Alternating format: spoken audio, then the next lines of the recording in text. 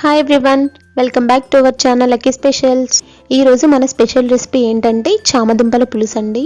బంగాళాదుంపలతో పోలిస్తే ఈ చామదుంపల్లో ఫైబర్ అనేది ఎక్కువగా ఉంటుంది, అలాగే ఫ్యాట్ కంటెంట్ కూడా తక్కువగా ఉంటుంది. సో మీరు వారానికి ఒక్కసారి అయినా సరే ఈ చామదుంపలతో పులుసు కానీ కర్రీని కానీ చేసుకోవడం వల్ల మనకి ఆరోగ్యానికి చాలా మంచిది. ఇప్పుడు మనం ఈ చామదుంపల పులుసుని ఎలా తయారు చేసుకోవాలో చూసేద్దాం. 1/2 కేజీ చామదుంపలు. ముందుగా చామదుంపలను తీసుకుని శుభ్రంగా వాష్ చేసి ఒక బౌల్లోకి తీసుకుని పక్కన పెట్టుకోండి. ఇప్పుడు ఈ చామదుంపల్ని ఒక కుక్కర్ గిన్నెలోకి వేసుకుని దుంపలు మునిగేంత వరకు వాటర్ని వేసి 2 నుంచి 3 వరకు విజిల్స్ రానివ్వండి.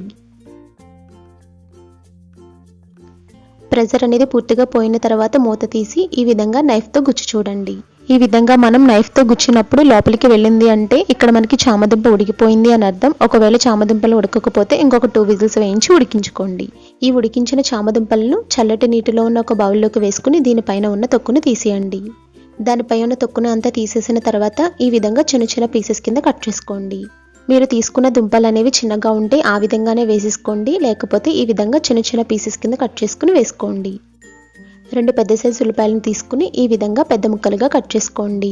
3 పచ్చిమిర్చి, జీలకర్ర, మెంతుల్ని 1 నిమిషం పాటు డ్రై రోస్ట్ చేసి ఆ తర్వాత ఈ విధంగా ఫైన్ పౌడర్ లాగా ప్రిపేర్ చేసుకోండి. 1 టీ స్పూన్ అల్లం వెల్లుల్లి పేస్ట్, 2 టీ స్పూన్ కారం, రుచికి సరిపడా ఉప్పు, 1/2 టీ స్పూన్ పసుపు, కరివేపాకు, 1/2 టీ స్పూన్ ఆవాలు, 1/2 టీ స్పూన్ జీలకర్ర, 1 టీ స్పూన్ నువ్వుల పొడి. ముందుగా 1 టీ స్పూన్ నువ్వులను తీసుకుని 1 నిమిషం పాటు డ్రై రోస్ట్ చేసి ఈ విధంగా ఫైన్ పౌడర్ లాగా ప్రిపేర్ చేసుకోండి. 1/2 టీ స్పూన్ ధనియాల పొడి, ఒక చిన్న నిమ్మకాయ సైజ్ అంత చింతపండుని తీసుకుని ఈ విధంగా వాటర్లో వేసి నానబెట్టుకోండి. ముందుగా స్టవ్ ఆన్ చేసి గ్యాస్ మీద ఒక కడాయి పెట్టుకుని 2 టేబుల్ స్పూన్ల వరకు ఆయిల్ని వేసి హీట్ చేసుకోండి. ఆయిల్ బాగా వేడయ్యాక 1/2 టీ స్పూన్ ఆవాలు, 1/2 టీ స్పూన్ జీలకర్ర, కొద్దిగా కరివేపాకును వేసుకుని 1 నిమిషం పాటు ఫ్రై చేసుకోండి.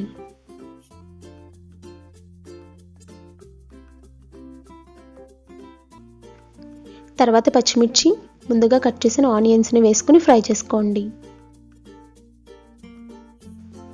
ఇక్కడ మనం సాల్ట్ని యాడ్ చేయడం వల్ల ఉల్లిపాయలు అనేవి త్వరగా మగ్గిపోతాయి. సాల్ట్ వేసిన తర్వాత ఒకసారి బాగా మిక్స్ చేసుకుని మూత పెట్టేసి ఉల్లిపాయలు ఒక 50% వరకు కుక్ చేసుకోండి. ఉల్లిపాయలు మాడిపోకుండా ఉండడం కోసం మధ్య మధ్యలో చెక్ చేసుకుంటూ ఉండండి. ఆనియన్స్ 50% వరకు ఫ్రై అయిన తర్వాత ఇప్పుడు మనం దీనిలోకి 1 టీ స్పూన్ అల్లం వెల్లుల్లి పేస్ట్, 1/2 టీ స్పూన్ పసుపు వేసుకుని ఆనియన్స్ అనేవి లైట్ బ్రౌన్ వచ్చేంత వరకు ఫ్రై చేసుకోవాలి. ఆనియన్స్ అనేవి ఈ విధంగా ఫ్రై అయిన తర్వాత ఇప్పుడు మనం దీనిలోకి ముందుగా ఉడికించిన చామదుంపలను వేసుకోవాలి. తర్వాత 2 టీ స్పూన్ల కారం, 1 టీ స్పూన్ ఉప్పు వేసుకుని ఒకసారి బాగా మిక్స్ చేసుకోండి. ఇక్కడ మీరు సాల్ట్ని చూసి యాడ్ చేసుకోండి.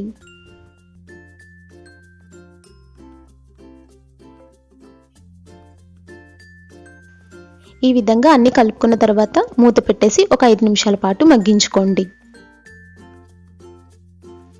5 నిమిషాల తర్వాత మూత తీసి ఒకసారి మిక్స్ చేసుకుని దీనిలోకి చింతపండు రసాన్ని వేసుకోవాలి. చింతపండు రసాన్ని వేసిన తర్వాత మిక్స్ చేయకుండా మూత పెట్టేసి మరో 2 నిమిషాల పాటు ఉడికించుకోండి.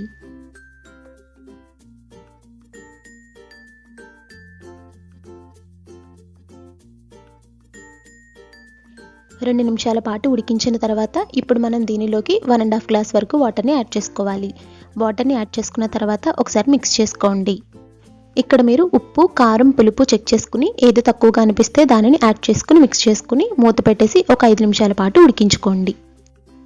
5 నిమిషాల పాటు ఉడికించిన తర్వాత ఇప్పుడు మనం దీనిలోకి వేయించి పొడి చేసిన జీలకర్ర, మెంతిపిండి 1/2 టీ స్పూన్ వేసుకోవాలి. ఆ తర్వాత 1/2 టీ స్పూన్ ధనియాల పొడి వేసుకుని ఒకసారి మిక్స్ చేసుకుని 2 నిమిషాల పాటు ఉడికించుకోండి.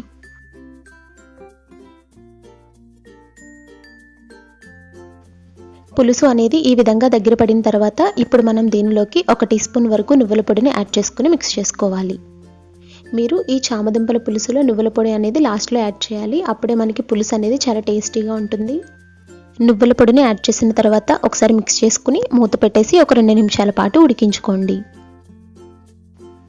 2 నిమిషాల పాటు ఉడికించిన తర్వాత లాస్ట్లో కొత్తిమీర వేసేసి స్టవ్ ఆఫ్ చేసేస్తే మనకి చామదుంపల పులుసు అనేది రెడీ అయిపోయింది. ఇప్పుడు మనం ఈ చామదుంపల పులుసుని ఒక బౌల్లోకి సర్వ్ చేసేసుకుందాం. చూసారు కదా ఫ్రెండ్స్, చామదుంపల పులుసుని ఎలా ప్రిపేర్ చేసుకోవాలో.